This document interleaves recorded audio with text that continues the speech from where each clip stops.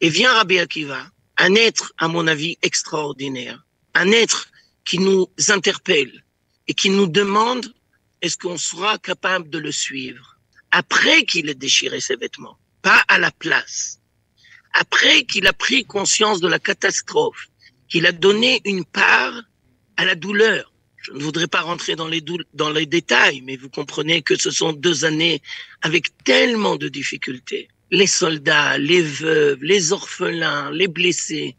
La liste est longue, malheureusement. Après qu'il ait donné une place à la douleur, il a été capable de voir la libération et la délivrance qui germent de cette cassure. Et je pense qu'aujourd'hui, on se doit d'être les élèves de Rabbi Akiva. À l'aube des fêtes de Rosh Hashanah, nous avons le plaisir d'accueillir le Rav Michael Toubiano, enseignant. Bonjour Rav Michael et merci d'avoir accepté cette interview. Je vous remercie de cette invitation. C'est toujours très gentil d'être avec les gens de Kalita. Et par la même occasion, je tiens tout de suite à souhaiter à vous, à votre famille, à toute votre équipe et à tout le peuple d'Israël que des bonnes choses. Alors, on a parlé un petit peu ensemble. On s'est dit que ce serait intéressant de parler de Rosh Hashanah au regard des 2 années terribles que nous avons passées. En même temps terribles, en même temps pleines de miracles. Comment on peut relier ce que nous avons vécu avec ces Yamim Noraim qui approchent? Ouais, c'est une grande question. Je n'ai pas la prétention de donner des réponses. Je préfère vous faire partager des idées qui me traversent déjà depuis plusieurs semaines, plusieurs mois. D'abord, dans un premier temps, je crois que l'on devrait applaudir, remercier le peuple d'Israël. Je crois que le peuple d'Israël est en train de dévoiler sa véritable identité et on est en train de prendre conscience quelles sont les forces qui animent le peuple d'Israël. Et il est en train de se dévoiler au monde entier. Ça veut dire que je ne connais pas un peuple qui est capable de surmonter avec tellement de courage, d'audace, de persévérance, 2 années telles que nous les vivons. Et je crois qu'il faut prendre le temps de regarder les événements et de comprendre que nous vivons des événements qui sont d'ampleur, j'allais dire pas historique, mais messianique. Et les hommes, les femmes, les enfants, le sud, le nord, tout le peuple d'Israël, les religieux, les pas religieux, tout le monde, ça nous dépasse, ça nous dépasse. Ce sont des événements qui ont une ampleur biblique, messianique, extraordinaire. Ça, c'est la première chose que j'ai envie de dire. La deuxième chose que j'ai envie de dire, je vais vous raconter une histoire. Et je pense que cette histoire est très significative. Malheureusement, vous savez, je suis enseignant et très souvent, les enseignants font des erreurs. Et quand les enseignants font des erreurs, ça a des répercussions sur toutes les générations futures. Et c'est très dur d'enlever de la tête des lectures mauvaises des textes de la Torah ou de nos sages. Alors je vous donne tout de suite une illustration. Le texte va nous raconter que Rabbi Akiva et d'autres Chachamim se sont rapprochés de Jérusalem et ont remarqué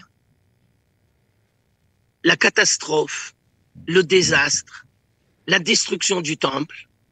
Ils le savaient déjà, mais là, ils le voient devant eux. Et ils voient un chacal qui sort des ruines. Et quand on pose la question à des gens non avertis, quelle est la première chose que Rabbi Akiva a fait? Alors les gens disent, par manque de précision et de connaissance, qu'il a ri. Mais c'est pas possible, c'est pas possible. Tu peux pas dire une énormité pareille. Si tu apprends les nouvelles du 7 octobre et que tu ouvres ta radio, tout de suite, c'est impossible de rire. Il faut être complètement démentiel. On peut pas demander une chose pareille. C'est pas ça la première chose que Rabbi Akiva a fait. La première chose qu'il a fait, c'est qu'il a déchiré ses vêtements. Lui et tous les autres Chachamim. Et vous savez très bien que dans la tradition juive, déchirer ses vêtements, ce n'est pas uniquement l'expression d'un deuil, mais c'est de comprendre que dans l'être, ça sera jamais pareil. Et il y a une cassure très profonde. Et à la suite de cette déchirure, les Chachamim ont pleuré. Et c'est tout à fait compréhensible. C'est le moins qu'on peut attendre de leur part. Et nous aussi, les Juifs, là où il y a déchirure, eh ben, il y a les pleurs. Et vient Rabbi Akiva, un être, à mon avis, extraordinaire. Un être qui nous interpelle et qui nous demande est-ce qu'on sera capable de le suivre. Après qu'il ait déchiré ses vêtements, pas à la place. Après qu'il a pris conscience de la catastrophe, qu'il a donné une part à la douleur. Je ne voudrais pas rentrer dans les détails, mais vous comprenez que ce sont 2 années avec tellement de difficultés. Les soldats, les veuves, les orphelins, les blessés. La liste est longue, malheureusement. Après qu'il ait donné une place à la douleur, il a été capable de voir la libération et la délivrance qui germent de cette cassure. Et je pense qu'aujourd'hui, on se doit d'être les élèves de Rabbi Akiva. C'est-à-dire conjuguer la douleur et l'espérance. Et je pense qu'on est en plein dans le film. Ça veut dire, s'il y a l'espérance, mais on ne donne pas une place à la douleur, c'est pas humain. C'est pas possible. Et si on n'est que dans la douleur, on n'a aucune chance de s'en sortir parce qu'on n'a plus d'espérance. C'est ça ce que le passouk qu'on prononce à Rosh Hashanah, à Aïn Boché, l'œil pleure et Valev Sameach et le cœur est joyeux. Exactement. Et si vous prenez le soin d'amener ce verset, alors j'ai envie de vous dire, l'œil, c'est celui qui voit toujours la face dévoilée des événements. Le cœur, c'est celui qui perçoit la dimension cachée des événements. Ben, c'est exactement ça. C'est de ça qu'il s'agit.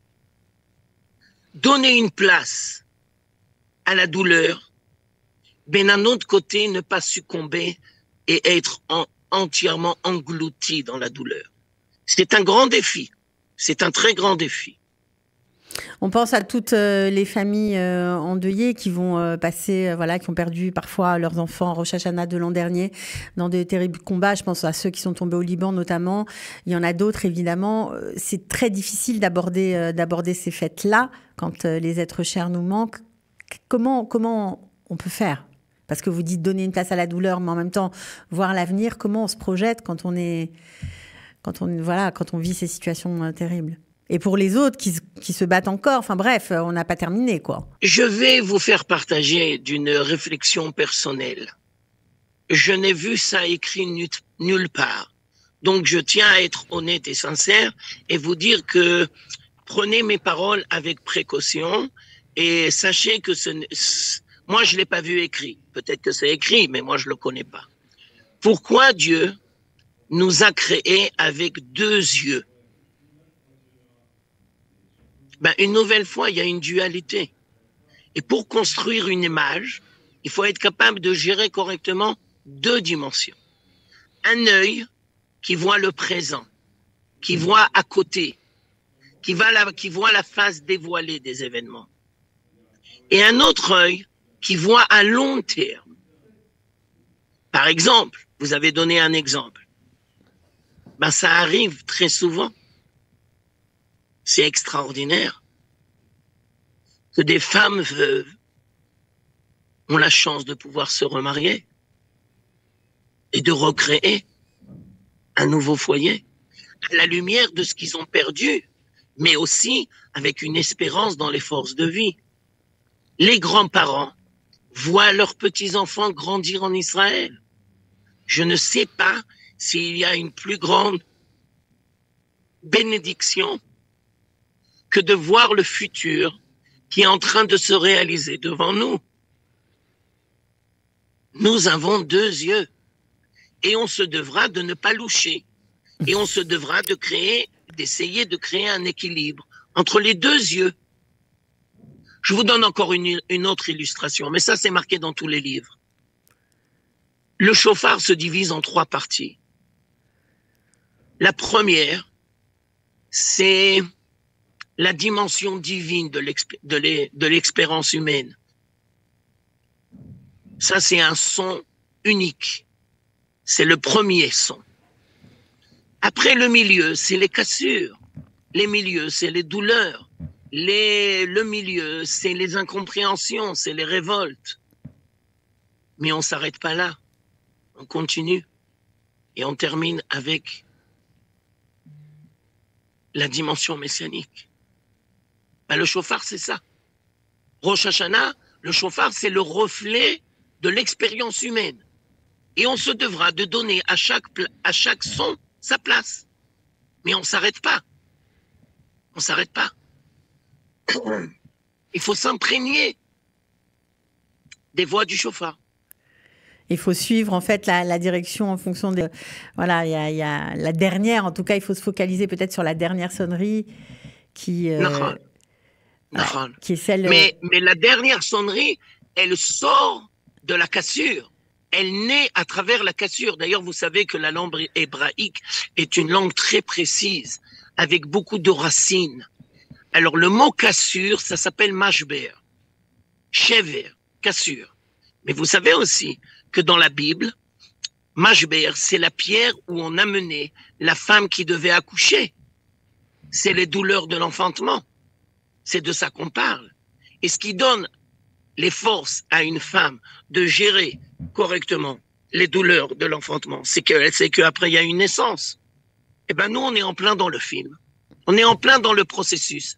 Et d'ailleurs, c'est pas un hasard si ça s'appelle Chevle Mashiach. Et c'est les mêmes racines que Chevle Leda, les douleurs de l'enfantement. C'est de ça qu'il s'agit. En espérant, Rav Toubiano, que les douleurs pour l'arrivée du Mashiach seront courtes, que cette guerre se terminera bientôt et que tous nos soldats et tous ceux qui sont en train de défendre l'État d'Israël pourront rentrer chez eux sains et saufs. Merci en tout cas pour ces mots. Avec votre permission, je voudrais quand même approfondir un tout petit peu et peut-être, si vous me permettez, un peu corriger la phrase que vous avez prononcée, parce que je ne crois pas que je cautionne. Ok. Si Dieu nous a confrontés à la guerre, ça veut dire qu'il nous fait confiance, que nous avons les capacités de créer un monde meilleur. Et pour créer un monde meilleur, il faut absolument détruire complètement le mal et les forces négatives. Des forces négatives, rien de bon ne peut venir. S'arrêter en plein milieu... Ah, mais c'est pas ce que je dis.